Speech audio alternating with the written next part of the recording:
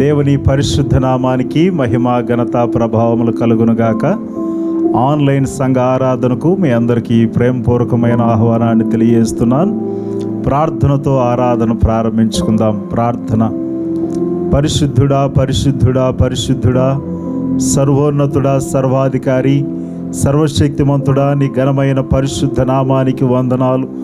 గడిచిన విశ్రాంతి దినము నుండి ఈ యొక్క విశ్రాంతి దినము వరకు మీరు మమ్మల్ని కాపాడి సంరక్షించి భద్రపరిచిన దేవుడు, ఈ ఉదయమునైనా మిమ్మల్ని కీర్తించి ఘనపరచడానికి మేమందరము కలిసి ఏకీభవించి ఆయన మా స్వరములతో మా కరములతో మిమ్మల్ని కీర్తిస్తుండగా మా ప్రభువా మీరు మహిమ పొందమని ప్రార్థిస్తున్నాను. పాటలు, ఆరాధన నాయన మా ప్రభు, వాక్య పరిచర్య, అర్పణలు సమస్తములో మీరుండి మహిమ పొందండి. ఈ వాక్య భాగాన్ని వింటున్న ఈ యొక్క మా ప్రభు సర్వీస్లో పాల్గొనిన ప్రతి ఒక్కరిని దర్శించి నీ వాక్యానుసారంగా మా ప్రియుల అవసరతలు తీర్చి ధైర్యపరచమని యేసు నామములో ఈ ప్రార్థనలు అడుగుచున్నాము తండ్రి. ఆమేన్, ఆమేన్. ప్రైజ్ ద లార్డ్, హల్లెలూయా. ఈ సమయంలో పాటలు పాడుతూ ప్రభు నామాన్ని మహింపరుద్దాం. మన మధ్యలో పాస్టమ్ గారు ఉన్నారు. వారు ముందుకొచ్చి మనల్ని పాటల్లో స్తుతి ఆరాధనలో నడిపిస్తారు. నామానికి స్తోత్రం కలుగును గాక. పాటలు పాడుతూ దేవుని నామాన్ని స్తుతించి ఆరాధిద్దాం. అందరము కలిసి చప్పట్లు కొడుతూ ఆయన నామాన్ని ఘనపరుద్దాం. నీతో గడిపే ప్రతి క్షణము ఆనంద బాష్పాలు ఆగవయ్యా. ఈ పాట పాడుతూ ఆయన నామాన్ని ఘనపరుద్దాం. హల్లెలూయా. నీతో గడిపే ప్రతి క్షణము ఆనంద బాష్పాలు ఆగవయ్యా. నీతో గడిపే ప్రతి క్షణము ఆనంద బాష్పాలు ఆగవయ్యా. కృపతలంచగా మేలు యోచించగా, కృపతలంచగా మేలు యోచించగా, నాగలమాగదు స్తుతించగా, నిన్ను కీర్తించగా. యేసయ్యా యేసయ్యా నా యేసయ్యా, యేసయ్యా యేసయ్యా నా యేసయ్యా, యేసయ్యా యేసయ్యా నా యేసయ్యా, యేసయ్యా యేసయ్యా నా యేసయ్యా. నీతో గడిపే ప్రతి క్షణము ఆనంద బాష్పాలు ఆగవయ్యా. యేసయ్యా, మారాలాంటి మా జీవితాన్ని మధురముగా నీవు మార్చివేసిన దేవుడవయ్యా. దేవా, నీ కృపతో నన్ను రక్షించావు తండ్రి. ఆమేన్.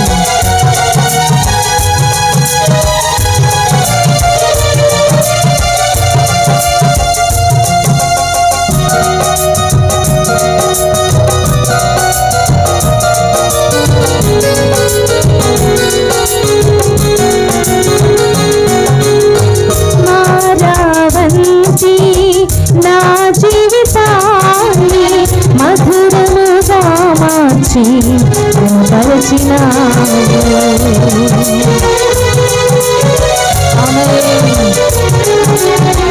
మారావంతి నా జీవితాన్ని మధురముగా మార్చి బలపరచినావు.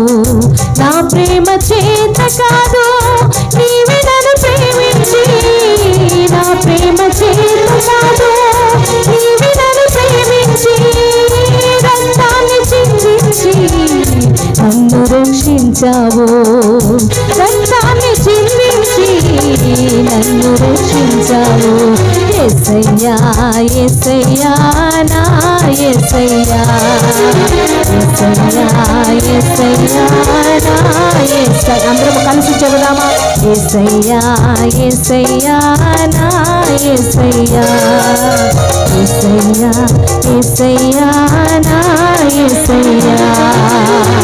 నీతో గడిపే ప్రతి క్షణము ఆనంద బాష్పాలు ఆగవయ్యా.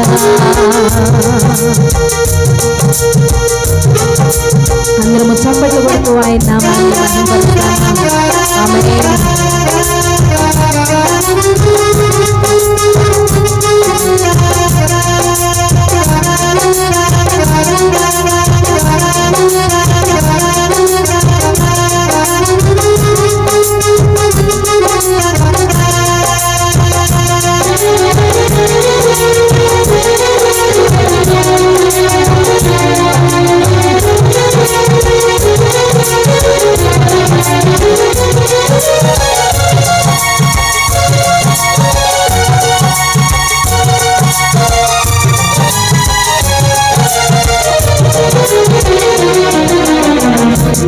గమ్యమేలేని ఓ బాటసారి నీతో ఉన్నాను, భయము లేదన్నావు.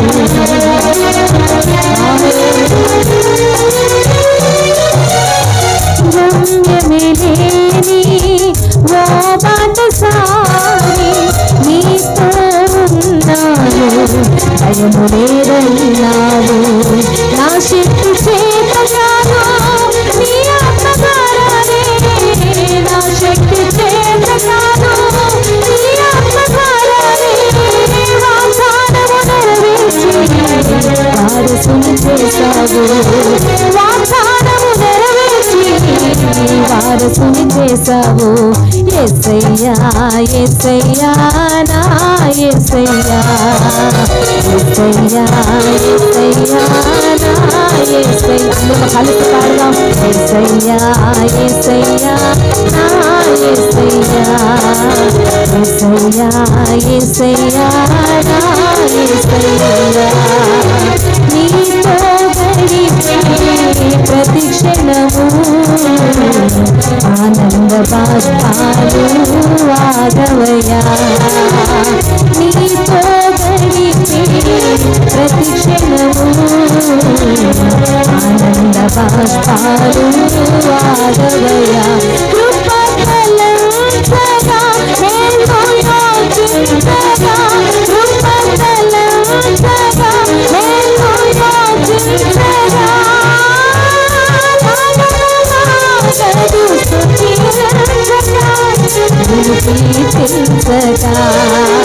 యేసయ్యా యేసయ్యా నా యేసయ్యా. స్వరమెత్తి యేసయ్యా యేసయ్యా యేసయ్యా నా యేసయ్యా, యేసయ్యా యేసయ్యా నా యేసయ్యా, యేసయ్యా యేసయ్యా నా యేసయ్యా. మరొక్కసారి యేసయ్యా యేసయ్యా నా యేసయ్యా, యేసయ్యా యేసయ్యా నా యేసయ్యా.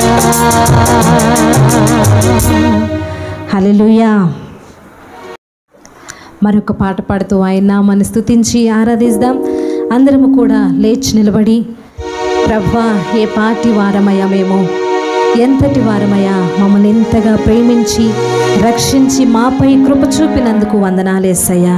నా దోషమును నా శాపమును నీవు భరించినావు తండ్రి. ఈ పాట పాడుతూ అందరము కలిసి ఆయన నామాన్ని మహింపరుద్దాం. అందరం ఏకీభవించి స్వరమెత్తి పాడదాం.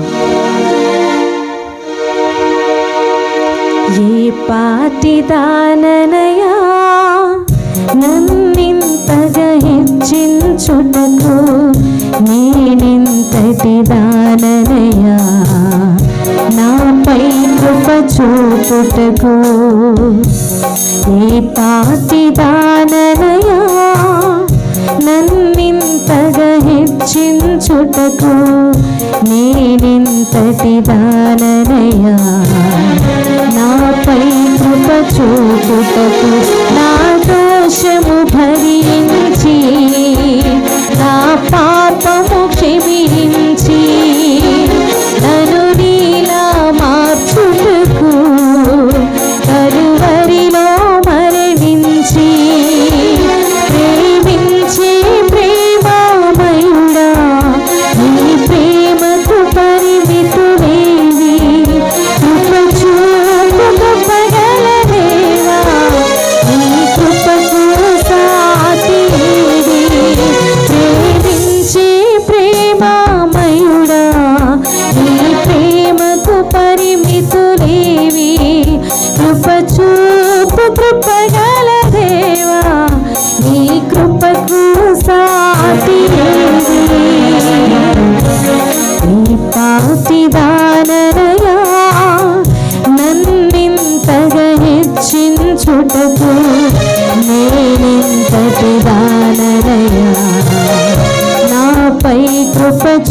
చూపుటకు అందరూ కలిసి ఆయన నామాన్ని పరుద్దామా. కష్టాల కడుగులో కన్నీటి లోయలో నా తోడు నిలిచి నన్ను ఆదరించావు యేసయ్యా, నీకు స్తోత్రము తండ్రి.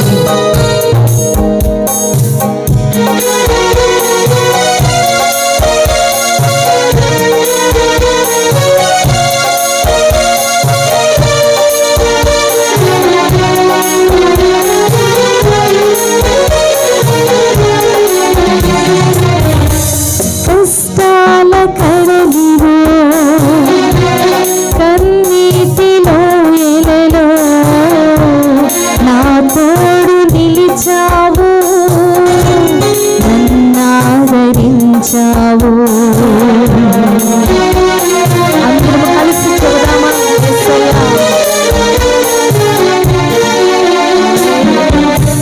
కష్టాల కడలిలో కన్నీటిలో ఎలలో నా తోడు నిలిచావు, నన్నాదరించావు. అందరూ నన్ను విడచినా నన్ను విడువని యేసయ్యా, విడువను ఎడబాయనని నా తోడై నిలిచితివా. అందరూ నన్ను విడచినా నన్ను విడువని యేసయ్యా, విడువను ఎడబాయనని నా తోడై నిలిచితివా. ప్రేమించే ప్రేమామయుడా, నీ ప్రేమకు పరిమితుడేవి, కృప చూపు కృపగల దేవా, నీ కృపకు సాటి ఏది. నీ పాతిదాననయా నన్నింతగా హెచ్చించుటకు, నేనెంతటి దాననయా నాపై కృప చూపుటకు. యేసయ్యా, నీ ప్రేమను నేను మరువలేనయ్యా, నీ సాక్షిగా బ్రతికేదను యేసయ్యా. స్వరమెత్తి అందరము కలిసి పాడదామా.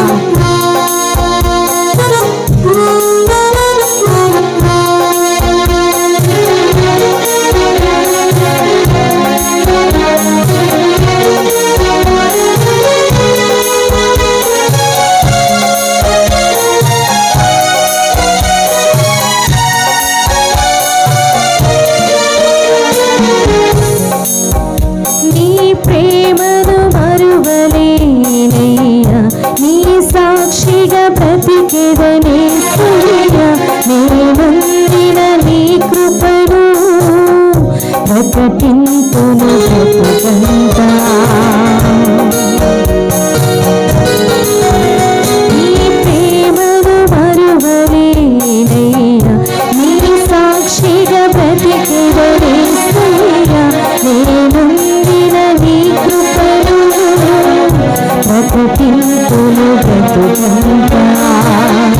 నేనొందిన ఈ జయము నీవిచ్చినదేనయ్యా, నీవిచ్చిన జీవముకై స్తోత్రము యేసయ్యా. ప్రేమించే ప్రేమామయుడా, నీ ప్రేమకు పరిమితుడేవి, కృప చూపు కృపగల దేవా, నీ కృపకు సాటి ఏది. నీ పాతిదాననయా నన్నింతగా హెచ్చించుటకు, నేనెంతటి దాననయా నాపై కృప చూపుటకు. నా దోషము భరించి నా పాపము క్షమించి నన్ను నీలా మార్చుటకు, కలువరిలో మరణించి నా దోషము భరించి నా పాపము క్షమించి నన్ను నీలా మార్చుటకు, కలువరిలో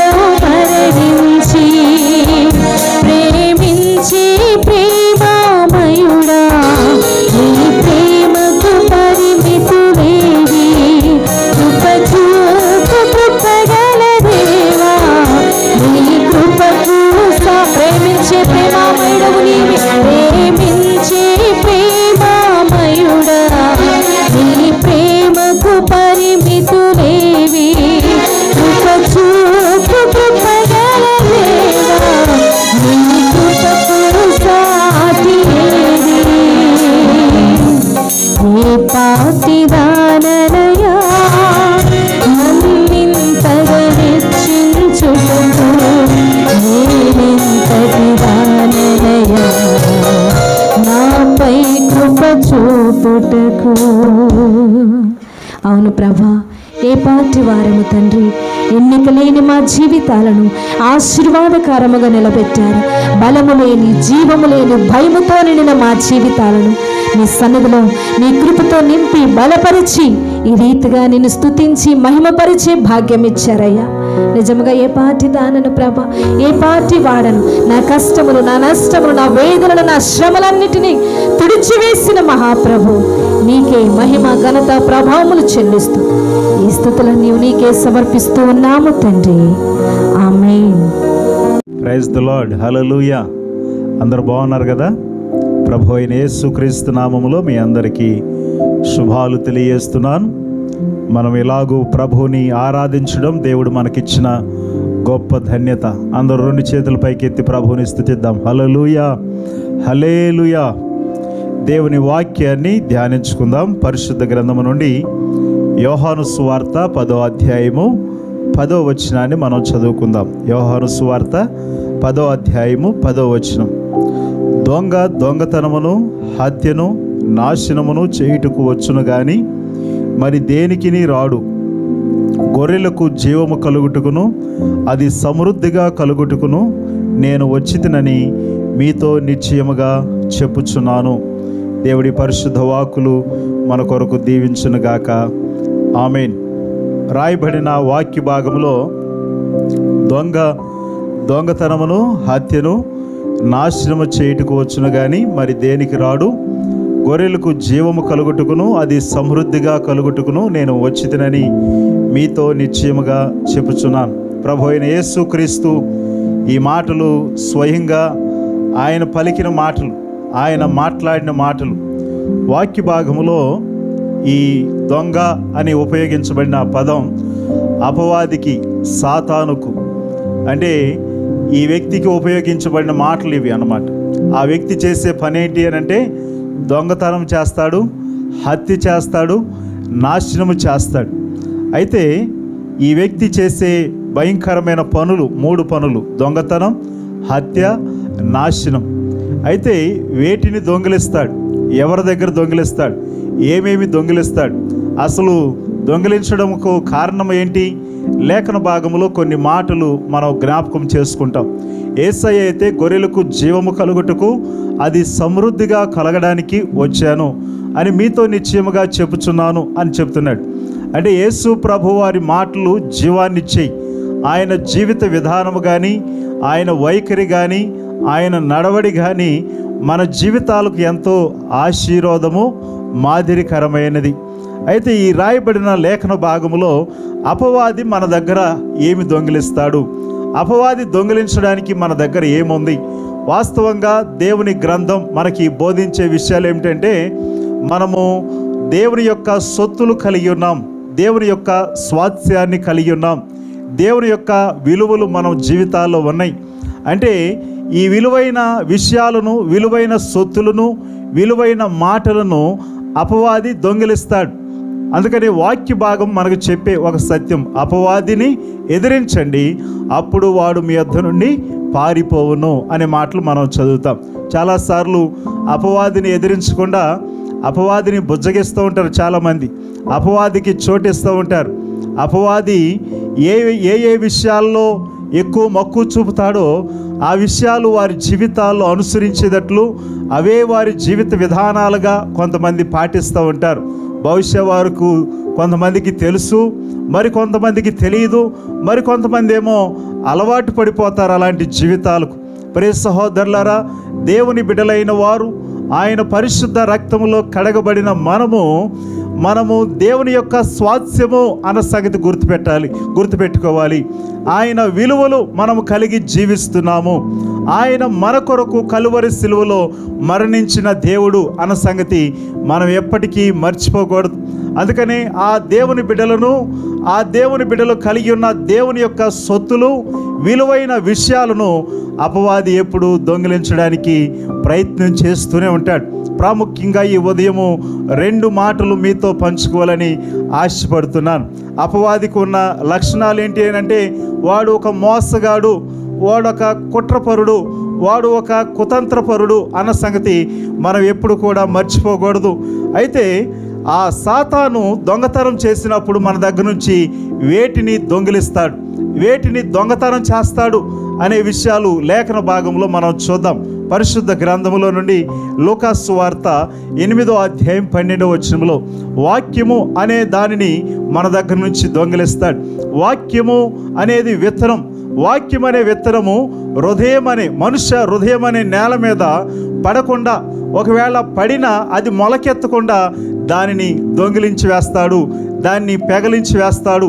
కాబట్టి వాక్యము ఎంత అమూల్యమైనది, వాక్యము తేనె కంటెను జుంటి తేనె దారుల కంటెను మధురమైనది అని గ్రంథకర్త తెలియజేస్తూ ఉంటాడు. నీ వాక్యమే నా పాదములకు దీపము, నా త్రోవలకు వెలుగై ఉన్నది అని భక్తుడు తెలియజేస్తూ ఉంటాడు. నీ వాక్యము చేత నన్ను బ్రతికించుము అని కీర్తనకారుడు మాట్లాడుతూ ఉంటాడు. దేవుని వాక్యము చేత మనము బ్రతికించబడుతున్నాం, దేవుని వాక్యము చేత మనం పోషించబడుతున్నాం, దేవుని వాక్యము చేత మనం దినదినం బలపరచబడుతున్నాం, దేవుని వాక్యము చేత దినదినం మనము ప్రోత్సహించబడుతున్నాం. మన జీవితాల్లో భౌతిక సంబంధమైన ఆహారము మన శరీరానికి ఎంత పుష్టినైతే ఇస్తుందో, వాక్యము కూడా మన ఆధ్యాత్మిక జీవితాలకు అంత ధైర్యాన్ని, పుష్టిని, బలాన్ని ఇస్తుంది. నమ్మిన వారందరూ ప్రభువుని స్తుతిద్దాం. హల్లెలూయా. కాబట్టి ఆ వాక్యం మనలో పడి మనము దేవునితో అన్యోన్య సహవాసము గలవారమై ఆయన సహవాస అభివృద్ధిలో ఎదగడము అపవాదికి గిట్టదు. ఒక సంగతి మీకు జ్ఞాపకం చేయాలి. మన ఎదుగుదల, మన అభివృద్ధి, మన జీవితాలు, మనం సంతోషంగా ఉండడం ఒకడికి గిట్టదు. ఆ వాడే ఎవడు అనంటే ఈ లేఖనములో ప్రస్తావించబడిన వ్యక్తి దొంగ, అపవాది, సాతాను. కాబట్టి వాడు గిట్టదు. వాడి గురించి చెప్పబడిన ఒక మాట ఏమిటి అనంటే వాడు రాడు, వాడు వినడు, వాడు ఉండడు. ఈ 3 మాటలు మనం ఎప్పుడు కూడా గుర్తుపెట్టుకోవాలి. అపవాది మనుష్య హృదయంలో పడే వాక్యాన్ని ఎత్తుకుని పోతాడు. కాబట్టి వాక్యము మన హృదయం అనే నేల మీద పడి అది మొలకెత్తి అది మొక్కలాగా, చెట్టులాగా అది ఎదుగునట్లు మనము దినదినము దానిని మనము కాపాడుకుంటూ ఉండాలి, దానిని పోషిస్తూ ఉండాలి. దేవుని స్తోత్రం. హల్లెలూయా. ఈ వాక్యము మన జీవితాల్లో అది ఫలించకుండా చేస్తుంది అపవాది చేసే కుతంత్రమైన పని ఏమిటి అనంటే మనం ఎక్కడ ఎదిగిపోతామో, మనం ఎక్కడ వృద్ధి చెందుతామో, మనం ఎక్కడ దేవుని దీవెనలు పొందుతామో, మనం ఎక్కడ ఆయనలాగా మారుతామో, మనం ఎక్కడ ఆయన యొక్క జీవిత ప్రభావాన్ని మన జీవితాల ద్వారా లోకానికి చూపిస్తామో, లోకములో ఉన్న మనుషులను ప్రభావితం చేస్తామో అని ఎప్పుడూ వాడు భయపడుతూనే ఉంటాడు. కాబట్టి అపవాదికి మీరు చోటు ఇవ్వద్దు. అపవాది మన జీవితాల్లోకి వచ్చింది అనంటే ఈ విలువైన దేవుని సొత్తును పెగలించుకుపోతాడు, దొంగతనం చేస్తాడు. మనకు అర్థం కాదు. అది నాలో వాక్యము ఎత్తుకుపోయాడు అపవాది అన్న సంగతి మనకు అర్థం కాదు. అందుకనే చాలామంది ఏం వాక్యం చెప్పారు, ఏ వాక్యం విన్నారు అనంటే భలే చెప్పాడు కదా, భలే చెప్పాడు కదా అయ్యగారు ఆ ఉదాహరణ, భలే చెప్పాడు కదా ఆ సువార్తము కోసం, భలే చెప్పాడు కదా ఆ కోటేశ్వరరావు కోసం అని ఈ లేనిపోని కబుర్లు చెబుతారు. కానీ అసలు ఆ ప్రాముఖ్యమైన ముఖ్యాంశం ఏంటి, ఆ వాక్యాలు ఏం చెప్పారు, అసలు వాక్యాధారం ఏమై ఉన్నది అన్న సంగతులు మనుషులు మర్చిపోతారు. ప్రియ సహోదరులారా, వాక్యము మనలో ఉంటే పరిశుద్ధాత్ముడు దానికి నీరు కట్టి పోషిస్తాడు. కాబట్టి అసలు ఆ విత్తనాన్నే వాడు దొంగిలించి వేస్తాడు. కాబట్టి ప్రియ సహోదరులారా, మనం చాలా జాగ్రత్తగా ఉండవలసిన వారమై ఉన్నాం.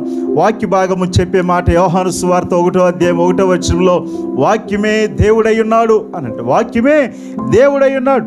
కాబట్టి మనుష్య హృదయములో ఆత్మ కార్యము జరిగించాలంటే వాక్యం అనే దానిని అతని హృదయంలో ఎత్తాలి, హృదయం అనే నేల మీద ఎత్తాలి.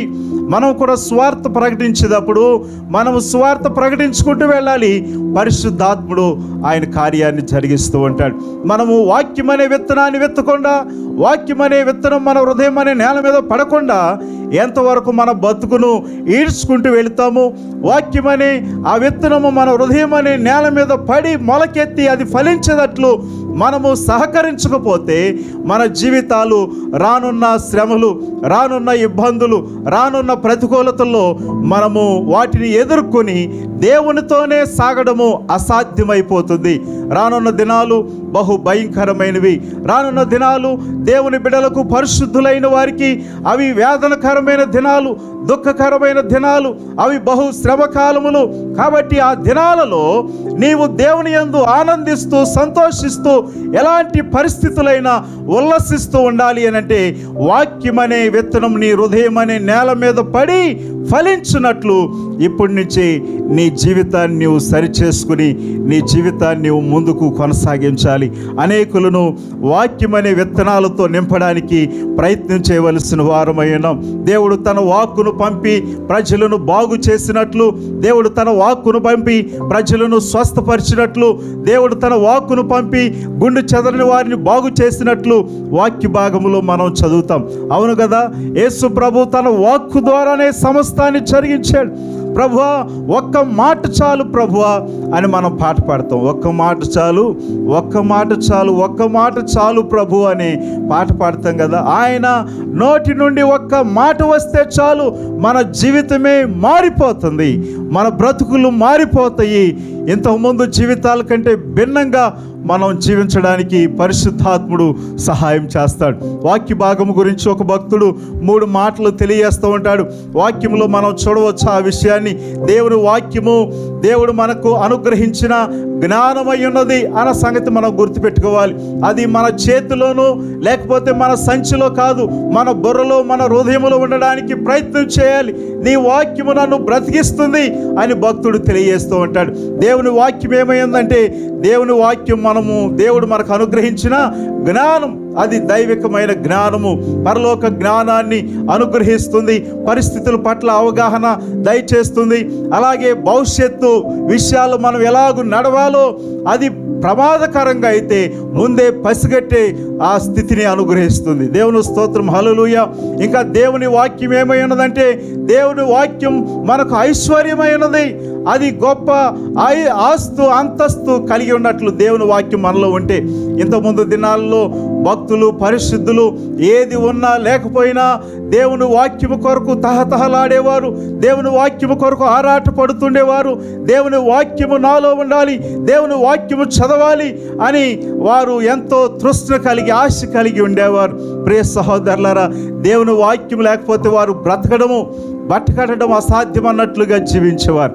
ఈనాటి దినాల్లో దేవుని వాక్యం పుష్కలంగా దొరుకుతుంది, కానీ ఆ వాక్యముని జీవితాల్లో ఫలించడానికి ఆ వాక్యమే నాకు ఐశ్వర్యం ఉన్నది, ఆ వాక్యమే నా ఆస్తి అయి ఉన్నది, ఆ యొక్క వాక్యమే నా సంపద అయి ఉన్నది అని ఎంతమంది దానిలో నిమగ్నమైపోయి దానిలో సంతోషించగలరు?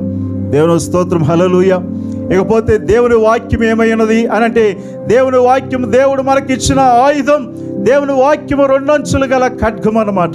బోధించువారిని, వినువారిని, ఇద్దరిని ఖండించేది, ఇద్దరిని సరిచేసేది, ఇద్దరిని బాగు చేసేది. కాబట్టి దేవుని యొక్క వాక్యము ఖడ్గమైనది, ఆయుధమైనది. అది ఎప్పుడు, ఎలాగూ, ఏ సమయంలో ఉపయోగించాలో అలాగూ ఉపయోగించినట్లయితే అపవాది ప్రతి ఒక్క యుద్ధములో, అపవాది యొక్క ప్రతి ఒక్క కుట్రలో మనదే విజయం అవుతుంది. దేవుని స్తోత్రం, హల్లెలూయా, హల్లెలూయా. దేవుని వాక్యం ఏమైనది? దేవుడు మనకు అనుగ్రహించిన ఐశ్వర్యమైనది, దేవుడు మనకు అనుగ్రహించిన జ్ఞానమై ఉన్నది. అలాగే దేవుని వాక్యం దేవుడు మనకిచ్చిన ఆయుధమై ఉన్నది. కాబట్టి దాన్ని సరిగా ఉపయోగించడానికి ప్రయత్నం చేయండి. అట్టి వాక్యం మీ జీవితాల్లో, మీ హృదయం అనే నేల మీద పడి ఫలించేటట్లు మీరు ప్రయత్నం చేయండి. అపవాదికి చోటివ్వద్దు, అపవాదిని ఎదిరించండి. అపవాది మీ యొద్ద నుండి పారిపోతాడు. వాక్య భాగంలో చెప్పబడుతున్న మాటలను మనము జ్ఞాపకం చేసుకోవాలి. కొంతమంది దేవుని వాక్యము హృదయంలోనికి రాకుండా, దేవుని వాక్యం వినకుండా ఎక్కడో పరధ్యానములు ఉండిపోతూ ఉంటారు. భక్తుడైన దావీదు భక్తుడు అంటాడు 119వ కీర్తనలో, నేను నీ ఎదుట పాపము చేయకుండానట్లు నా హృదయములో నీ వాక్యము ఉంచుకొని ఉన్నాను అని అంటాడు. నేను పాపము చేయకూడనట్లు నా హృదయంలో నీ వాక్యాన్ని ఉంచుకున్నాను అని చెప్తున్నాడు. ఎంతమంది మీ హృదయాల్లో దేవుని వాక్యాన్ని ఉంచుకోగలరు? దేవుని వాక్యాన్ని మీ హృదయంలో ఉంచుకోగలిగితే అది చేసే 3 పనులేంటి అని అంటే, నిన్ను వలె నీ పొరుగువాన్ని ప్రేమిస్తావు. రెండవది, నీ జీవితంలో అత్యధిక ప్రాధాన్యత దేవునికి ఇస్తావు. మూడవది, ఎలాంటి పరిస్థితులైనా విశ్వాసము ద్వారా అధిగమిస్తాం. కాబట్టి దేవుని వాక్యము నీ హృదయంలో ఉంచుకోవడానికి ప్రయత్నం చేయాలి. పరధ్యానంతో దేవుని వాక్యాన్ని విని ఏదో చెప్పారులే, విన్నానులే అనేది కాదు. ఏదో పూట గడుపుకున్నట్లు, రోజు గడిపేసినట్లు, ఈరోజు అమ్మయ్య దేవుని సన్నిధికి వెళ్ళామా, ఈ వారం అంతా సరిపోతుందిలే అనే ప్రజల్లాగా నీవు ఉండొద్దు. ఎందుకంటే ప్రతిరోజు దేవుని వాక్యాన్ని చదవాలి, ధ్యానించాలి, వింటూ ఉండాలి. అది నా ఆధ్యాత్మిక స్థితికి ఎదుగుదల, అభివృద్ధి, రానున్న శ్రమల్లో నిన్ను పుష్టిగా, బలంగా ఆ యొక్క శ్రమలు ఎదుర్కొనే వ్యక్తిగా నిలబెడుతుంది దేవుని యొక్క వాక్యం. దేవునికి స్తోత్రం, హల్లెలూయా. కాబట్టి దేవుని వాక్యాన్ని మనము చాలా జాగ్రత్తతో విని అది మన హృదయం అనే నేల మీద పడి ఫలించేటట్లు మనం ప్రయత్నం చేయవలసిన వారమేనాం. ఇంకా లేఖన భాగంలో ఇంకా సాతానుడు మన దగ్గర నుంచి ఏమి ఎత్తుకుని పోతాడు? ఇంకేమైనా ఉన్నాయి మన దగ్గర? హలో ఉదయ్, ఏమైనా ఉన్నాయి మన దగ్గర? మన దగ్గర నుంచి సాతాను ఎత్తుకెళ్ళిపోయే విషయాలు అక్కడ జాన్ చేయెత్తుతున్నాడు. ఏమైనా ఉన్నాయా జాన్? ఓకే. మన దగ్గర నుంచి అపవాది ఎత్తుకుని పోయే విషయం ఏమిటంటే దేవుని బలాన్ని ఎత్తుకుని పోతాడు. మొదటేమో దేవుని యొక్క వాక్యాన్ని ఎత్తుకుపోతాడు. రెండవది దేవుడు మనకిచ్చిన బలాన్ని, దేవుడు మనకిచ్చిన అభిషేకాన్ని ఎత్తుకుని పోతాడు. ఎందుకు? ఉదాహరణకు మనం చూసినట్లయితే లేఖన భాగంలో సంసోను గురించి న్యాయాధిపతుల గ్రంథం 16వ అధ్యాయం 19వ వచనంలో మనం చదువుతాం. దేవుడు తనను అభిషేకించాడు. దేవుడు తన బలాన్ని సంసోనుకి ఇచ్చాడు. దేని కొరకు అనంటే దేవుని ప్రజల రక్షణార్థమై దేవుడిచ్చాడు. దేవుని ప్రజల బాగు కొరకు దేవుడిచ్చాడు. ఆ బలాన్ని, ఆ అభిషేకాన్ని దేని కొరకు ఈ యొక్క సంసోను ఉపయోగించాలి అంటే ప్రజల కొరకు ఉపయోగించాలి, ప్రభు మహిమార్థమై ఉపయోగించాలి. పూర్వము దేవుడు తన బలాన్ని, తన అభిషేకాన్ని భక్తులకు ఇచ్చినప్పుడు భక్తులు ప్రజల శ్రేయస్సు కొరకు, ప్రజల మంచి కొరకు ఉపయోగించారు. అలాగే ప్రియ సోదరి సోదరులారా, ఈ సంసోను తనకిచ్చిన బలాన్ని, అభిషేకాన్ని దుర్వినియోగం చేశాడు. తన బలము రహస్యం ఎవరికి చెప్పకూడదు అని దేవుడు చెప్తే ఆ బల రహస్యాన్ని చెప్పేశాడు. బలహీనుడైపోయాడు. Excuse me. వాస్తవంగా అభిషేకించబడిన వ్యక్తి అవమానాలు పాలైపోయాడు. అభిషేకించబడిన వ్యక్తి, దేవుని కొరకు నమ్మకంగా దేవుని ప్రజల కొరకు బ్రతకాల్సిన వ్యక్తి, అతడు అవమానాల పాలైపోయాడు, హేళన పాలైపోయాడు, ఎగతాళి పాలైపోయాడు. అంతకుముందు బలాఢ్యుడు, అభిషేకం పొందిన వ్యక్తి అని చెప్పబడి పిలువబడిన వ్యక్తి ఇప్పుడు నలుగురు నోట్లో నానుతున్నాడు. ఎలాగంటే తేలికగా మాట్లాడుతున్నారు, వారి ఇష్టానుసారంగా మాట్లాడేస్తున్నారు. ఇకపోతే రాజుగా ఉండాల్సిన వ్యక్తి రాజీ పడిపోయాడు, లోకంతో, పాపముతో రాజీ పడిపోయాడు. లేఖన భాగంలో ఇంకా మనం చూసినట్లయితే శారీరకంగా బలాఢ్యుడిగా కనిపిస్తున్నాడు, కానీ ఆధ్యాత్మికంగా బలహీనుడైపోయాడు. కొన్నిసార్లు దేవుడిచ్చిన బలము, దేవుడిచ్చిన అభిషేకము చిల్లర పాపాల కొరకు ఖర్చు చేస్తూ ఆ బలము మనలోంచి పోయిన తర్వాత, అభిషేకం మన నుంచి వెడలిపోయిన తర్వాత కొంతమందికి అర్థం కాదు. ఇంకా బలంగానే ఉన్నాం, ఆత్మీయంగానే ఉన్నాం అని అనుకుంటాం. కానీ ఆ ప్రయత్నాలు చేస్తున్నప్పుడు, పరిస్థితుల్లో ఎదుర్కొంటున్నప్పుడు, ప్రతికూలతలు వస్తున్నప్పుడు మనం ఉపయోగించడానికి ఆ బలం ఉండదు, అభిషేకం ఉండదు. దేవుని కార్యాలు మన ద్వారా జరగవు. కొంతమంది జీవితాల్లో దేవుని బలం పోయిన అన్న సంగతి కూడా గ్రహించలేరు. దేవుని బలము వారి జీవితంలో నుంచి వెళ్ళిపోయిందన్న సంగతి కూడా గ్రహించలేరు వారు. కారణం ఏంటి అని అంటే వారు లోకముతో మమేకమైపోయారు, లోకముతో వారు రాజీ పడిపోయారు. ఒక భక్తుడు ఒక మాట తెలియజేస్తూ ఉంటాడు, లోకం మీద మోజు కలిగిన వానికి, లోకం మీద మోజు పడిన వాడు లోకరక్షకుని ప్రేమేంటో వానికి తెలియదు అని చెప్తూ ఉంటాడు. నిజమే కదా. లోకం మీద నీకు మోజు పోకపోతే, లోకం మీద నీకు ఆ యొక్క ఆశ పోకపోతే, లోకరక్షకుని యొక్క ప్రేమ, ఆ కలువరి సిలువలో ఆయన త్యాగము నీకు తెలియదు, దాని విలువ. ప్రియ సోదరి సోదరులారా, నీ బలము, నీ అభిషేకం పోగొట్టుకున్నావా? దేవుడు నీకు ఇచ్చిన బలాన్ని, దేవుడు నీకు ఇచ్చిన అభిషేకాన్ని, దేవుడు నీకు ఇచ్చిన సామర్థ్యాన్ని, దేవుడు నీకు ఇచ్చిన శక్తిని, దేవుడు నీకు ఇచ్చిన సంపదను, దేవుడు నీకు ఇచ్చిన సామర్థ్యాన్ని పోగొట్టుకుని ఇంకా విలవిల్లాడుతూ ఇంకా ఏదో ఉంది అని ప్రయత్నం చేస్తున్నావు. ప్రియ సహోదరుడా, నీవు నీ చిల్లర పాపాల కొరకు ఖర్చు చేసేవు దాన్ని. అప్పుడే పోయింది అభిషేకం, అప్పుడే పోయింది ఆత్మీయత.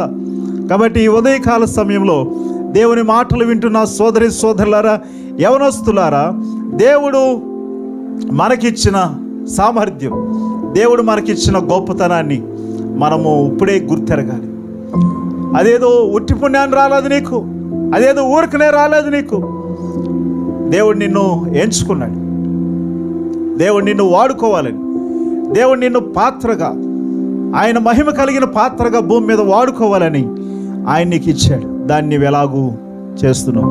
అపవాది నీ బలాన్ని అరించి వేస్తున్నాడేమో, అపవాది నీ సంపద దోచుకుంటున్నాడేమో, అపవాది నీ యొక్క సామర్థ్యాన్ని ఇష్టానుసారంగా వాడేసుకుంటున్నాడేమో. అది వాడాల్సింది దేవుని దగ్గర, దేవుని కొరకు, దేవుని ప్రజల కొరకు. కానీ అపవాది నీ బలాన్ని, నీ అభిషేకాన్ని దోచుకుంటున్నాడు. చాలా జాగ్రత్తగా ఉండాలి. మన దగ్గర నుంచి అపవాది దొంగిలించేది ఏంటి? ఈ యోహాను సువార్త 10వ అధ్యాయం 10వ వచనం చెప్తున్న ప్రకారము దొంగతనమును, నాశనమును, హత్యను చేయడానికే వస్తాడు, మరి దేనికి రాడు. నేను గొర్రెలకు జీవమును అది సమృద్ధిగా కలగడానికి వచ్చాను అని చెప్తున్నాడు యేసయ్య. యేసయ్య గొర్రెలకు మంచి కాపరి. సోదరులారా, దేవుని వాక్యం మీ దగ్గర నుంచి దొంగిలించబడుతుంది. దేవుని బలము, దేవుని యొక్క అభిషేకం, దేవుని యొక్క సామర్థ్యం మీ దగ్గర నుంచి దొంగిలించబడుతుంది. గ్రహించారా? ఉదయకాల సమయంలో యేసయ్య గొర్రెలకు మంచి కాపరి. ఆయనను మనం వెంబడిద్దాం. ఆయనను బట్టి, ఆయన తరపున మనం నిలబడి అపవాదిని ఎదిరిద్దాం. దేవుడిచ్చిన వాక్యం అనే ఆయుధం ఉంది కదా, దానితో అపవాదిని జయిద్దాం. వాడు చచ్చిన పాము లాంటి వాడు. నేను బలవంతుడు, నేను గట్టివాడిని అని చెప్పి ఎగురుతూ ఉంటాడు. కానీ అపవాది ఓడిపోయినవాడు, సగం మరణించినవాడు. కాబట్టి మన జీవితాల్లో అపవాది ఎలాంటి కుతంత్రాలు, ఎలాంటి కుట్రలు పని, వాడు నిరంతరం పనిచేసేవాడు. సోదరుడా, నిరంతరం పనిచేసేవాడు. మనమైతే రెస్ట్ తీసుకుంటాం, కానీ అపవాది రెస్ట్ తీసుకోడు. వాడు ఒక దొంగ, వాడు ఒక హత్య చేస్తాడు, వాడు నాశనం చేస్తాడు. నీవు దేవుని బిడ్డవు, విలువైన వ్యక్తివి, దేవుని సొత్తు. ఆయన అమూల్యమైన రక్తము చేత నీవు కడగబడ్డావు, కొరబడ్డావు. నిన్ను వాడు కొల్లగొడతాడు. కాబట్టి జాగ్రత్తగా ఉండాలి. ఆ వాక్యము నీలో నుండి పోకుండా, ఆ బలము, అభిషేకము నీలో నుండి పోకుండా, దేవా నీ కాపుదల నాకు దయచేయి ప్రభువా, నీ సహాయం నాకు దయచేయి ప్రభువా. ఇదిగో ఇక్కడ పడిపోతున్నాను, ఇక్కడ పడిపోయాను ప్రభువా, నన్ను లేవనెత్తు అని ఇప్పుడే ఎందుకు మోకరించి చేతులు పైకెత్తి ప్రభువుని శరణ వేడకూడదు? అందరూ మోకరించి ప్రార్థన చేద్దాం. కళ్ళు మూసుకుని అందరూ మోకరించి, ప్రభువా ఎన్నో మార్లు నేను తప్పిపోయాను, ఎన్నో మార్లు పడిపోయాను, ఎన్నో మార్లు జారిపోయాను, ఎన్నో మార్లు నీ మాట వినని వానిగా నా ఇష్టానుసారంగా జీవించాను, పనికి మాలిన వ్యర్థ జీవితాన్ని జీవించాను, నీకు అసహ్యమైన జీవితాన్ని జీవించాను. నీవిచ్చిన అభిషేకం, నీవిచ్చిన సంపద, నీవిచ్చిన ఆస్తి ఐశ్వర్యం, నీవిచ్చిన బలము, అభిషేకం నేను పోగొట్టుకున్నాను సంసోన్లాగా. మరలా నీ శక్తితో నన్ను నింపు ప్రభువా, నీ బలముతో నన్ను నింపు ప్రభువా, నీ వాక్కులతో నన్ను ముట్టు ప్రభువా, నన్ను లేవనెత్తు ప్రభువా, నన్ను నడిపించు ప్రభువా, నన్ను పోషించు ప్రభువా అని ప్రతి ఒక్కరూ ప్రార్థన చేద్దాం. ప్రతి ఒక్కరూ ప్రార్థన చేద్దాం. హల్లెలూయా, హల్లెలూయా, హల్లెలూయా. ప్రభువా మీకు వందనాలు, ప్రభువా మీకు వందనాలు. యేసయ్యా మీకు స్తోత్రములు, స్తోత్రములు, స్తోత్రములు, స్తోత్రములు. పరిశుద్ధుడా, పరిశుద్ధుడా, మహోన్నతుడా, మహాగణుడా, మహిమగల రాజా, నీ పరిశుద్ధ నామానికి స్తోత్రములు తండ్రి. ఈ ఉదయం నాయన ఈ ప్రార్థనలో ఏకీభవిస్తున్న మా ప్రియులను దర్శించండి, కృపలతో నింపండి, శక్తితో నింపండి, బలపరచండి, అభిషేకించండి నాయనా. మా ప్రభువా తండ్రి, అపవాది తంత్రాలు గుర్తెరిగి మా ప్రభువా, మా యేసయ్యా తండ్రి వారు మేలుకొని నీ వాక్యాన్ని కలిగి నాయనా, మీ బలము, మీ అభిషేకము కలిగి రానున్న తరాలకు, ప్రస్తుతం ఉన్న తరాలకు వారిని దీవెనకరంగా, ఆశీర్వాదకరంగా మార్చమని ప్రార్థిస్తున్నాను ప్రభువా. నీ వాక్యాన్ని చేతపట్టుకుని నాయనా ఏ హృదయములోనైతే వాక్యమనే విత్తనము లేదో ఆ హృదయాల్లోనైనా వాక్యాన్ని విత్తబడినట్లు ఆయన మా ప్రియులను వాడుకొనండి, బలపరచండి. నీ రాజ్య వ్యాప్తి కొరకు బలమైన పాత్రలుగా ఉపయోగించమని ప్రార్థిస్తున్నాను.